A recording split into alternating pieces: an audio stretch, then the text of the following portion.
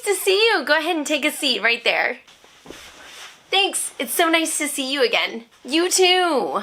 Great. Okay, so let's get started. It has been so nice for you to have all 4 of my kids to teach this year. You don't see that every day. For sure, right? Yeah. So I'm a little bit nervous because I really want the brutal truth from you. I mean, the brutal truth from you. So my first question is, my kids don't really listen to me at home. Do they listen to you? Well, it kind of goes both ways. If they don't do it with you, they probably don't listen to me either. Yeah. Okay, so true. Well, so what do you want to do about it? Well, I know yelling doesn't work. Oh, Naomi responds really well to timeout. Oh, we could take away the electronics, the iPads, the phone, the computer, the TV. How about if we do bedtime 10 to 30 minutes earlier? Well, that one seems to only work for Hannah. It was like you read my mind. I know, it's like we have the same... Yeah. Punish right away. We've got to punish right away. No false threats. Right. Got to write that down. Okay. We've got to find another history curriculum. I'm serious. Oh, but I love that curriculum. I mean, it's so flexible. It's fun finding all the books and making all the photocopies and just talking about all the things together and watching the documentaries together. Look, it's just too parent intensive and it takes a lot of extra work to prepare for it. Not to mention, the boys are the only ones that are really doing the whole full curriculum. I mean, Hannah jumps in, listens in, does a worksheet here and there, and participates in field trips, but, I mean, it's really mostly for the boys. I mean, we have Hannah in a different history curriculum. Yeah, but I know. Just think of all the books that we get to read. Not everybody gets to read that many books. I know. But you know what happens when you read books out loud to the family? Naomi's like nice and loud. Okay, so you just take her and you put her in timeout. And if she talks in timeout, you just send her to the principal's office. Ugh, the principal. Yeah, it works. Look, you know all he does is just gives her the iPad or turns on the television with her, right? Then tell him not to. Then just say don't give her the iPad. Really? Yeah. Look, but the curriculum is not really working for the family. Like, you know this. Okay, listen.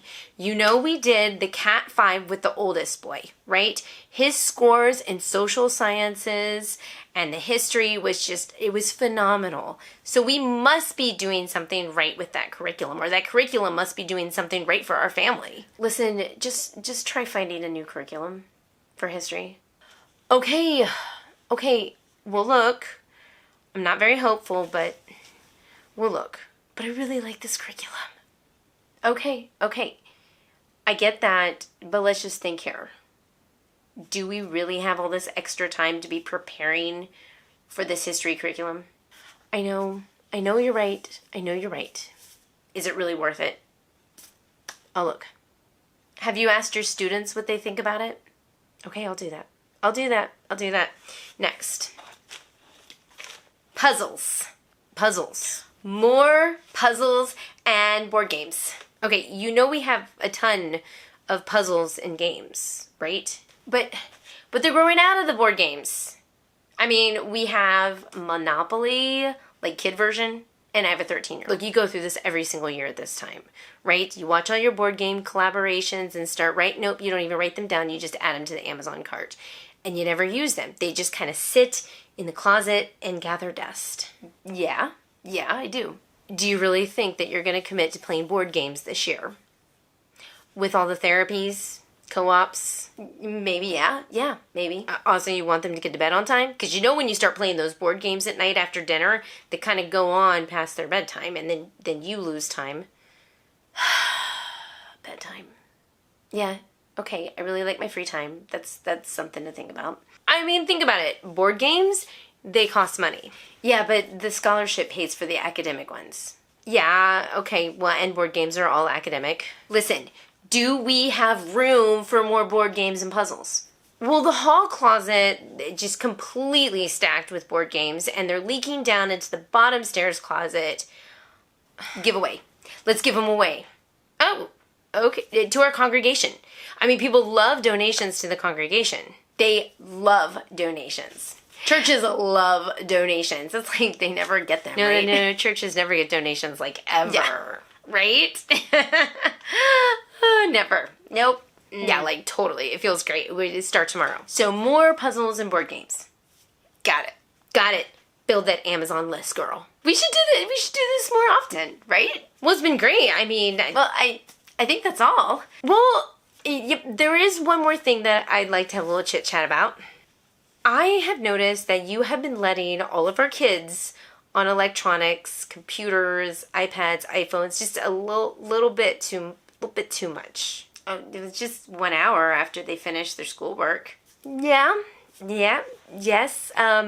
Yeah, but sometimes they will get on electronics during the school day and also the mornings. Preposterous. Yeah, they do, and you know that they do. Well, I mean, sometimes they sneak it, but not all the time. Yeah, but you know that they get on while they're in the middle of their schoolwork when you're in the kitchen making lunch, and you don't want to go in there and correct them because you don't want to deal with the pushback. We all know you do this. I have 4 kids. You don't understand. Yeah, I understand. Okay, but I don't always know. Really? I told them to quit that, and they quit that. So let's go back to the mornings.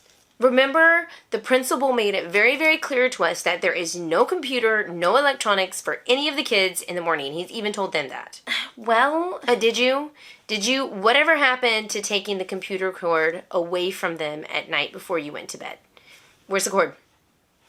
Because it's not in here. Don't see the cord. Look, I used to take the cord out of the computer, but over a period of time, the wire got broken inside of it, and I had to trash that cord. We had to get another cord. So I decided it was just better to just not take the cord and tell my son don't use it in the morning. So you stopped taking the cord out of the computer and hiding the cord because you thought you could trust your kids not to get on the computer in the morning when you're still asleep? Uh-huh. But did they? Well, so you made bedtime a little bit later for them because you thought that if you did that, they would sleep in the morning and you wouldn't have to worry about this whole thing. Maybe. Did it work? He set his alarm for 5 o'clock just so he could get on the computer. I see. I think it's time that we need to get the principal involved. Yeah, but look, I'm really trying to teach him how to be responsible for his actions and just be responsible in general. Alexa? Drop into the man cave. No. Don't do that. Honey, can you come here, please? That was fast. I'm in the room next to you. So we're having this parent-teacher conference here, and we're discussing, the problem with electronics. The problem with electronics in the morning on the computers, and the problem with the kids sneaking electronics during the day. I was telling her that I think we should really limit it to 1 hour a day. That was the original agreement. Not in the morning, but after school is done. What do you think about that? No computer in the morning. Only if they finish their work. Be on top of it. She'll be on top of it, right? Yeah, I'll be on top of it. Thank you. You're dismissed. Well, I thought this was a success. Look, let's have another one of these meetings again soon. Let's say next week. Sure. Or we could do this again tomorrow. I mean, it's not like you're hard to get a hold of. Sounds great. Great. I'll see you next time. Okay.